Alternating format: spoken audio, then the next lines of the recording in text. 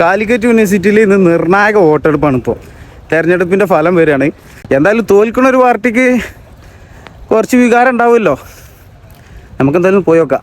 നിർണായക വോട്ടെടുപ്പ് എന്ന് പറയാൻ മറ്റു കാരണങ്ങൾ കൊണ്ടൊന്നുമല്ല. വോട്ടെണ്ണുന്ന സമയത്ത് രണ്ട് പാർട്ടികൾക്കും ഒരുപോലെ സാധ്യത കൂടുതലായിരുന്നു. കഴിഞ്ഞ 2 വർഷങ്ങളായിട്ട് UDSF ആയിരുന്നു ഇവിടെ ഭരിച്ചിട്ടുണ്ടായിരുന്നത്. എന്നാൽ കഴിഞ്ഞ വർഷത്തെ പോലെയൊന്നും വലിയ രീതിയിലുള്ള സംഘർഷങ്ങളൊന്നും ഈ തവണ ഉണ്ടായിട്ടില്ല. എനിക്ക് ഭയങ്കര അത്ഭുതമായി തോന്നിയത് ഈ നീരജ എന്ന് പറയുന്ന പെൺകുട്ടിയുടെ കാര്യമാണ്. കണ്ണിന് തീരെ കാഴ്ചയില്ലാത്ത ഈ നീരജ് എന്ന് പറയുന്ന പെൺകുട്ടി ലേഡി വൈസ് ചെയർമാനായിട്ട് മത്സരിക്കുകയും അതിൽ വിജയം കൈവരിക്കുകയും ചെയ്തിട്ടുണ്ട്. നമ്മുടെ പെരുവള്ളൂരിൻ്റെ നേതാക്കന്മാരും അവിടെ സാന്നിധ്യം അറിയിച്ചിട്ടുണ്ടായിരുന്നു.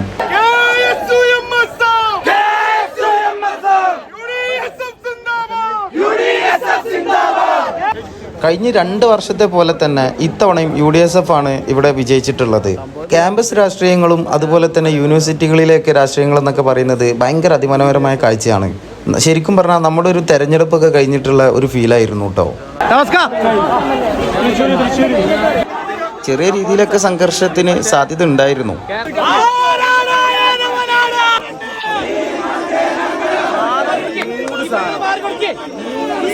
പക്ഷെ കഴിഞ്ഞ കൊല്ലത്തൊരു ചൂടൊന്നുമില്ല കേട്ടോ. എന്താ അറിയില്ല, ഇനിയിപ്പോൾ ഭരണം മാറിയതുകൊണ്ട് പോലീസുകാരെ ഇളകാത്താണോ എന്താ അറിയില്ല. കഴിഞ്ഞ കൊല്ലം 1.5 സംഭവം അടിയും കുത്തും ഒക്കെ ഉണ്ടാവും. ഇപ്രാവശ്യം ഒന്നുമില്ല.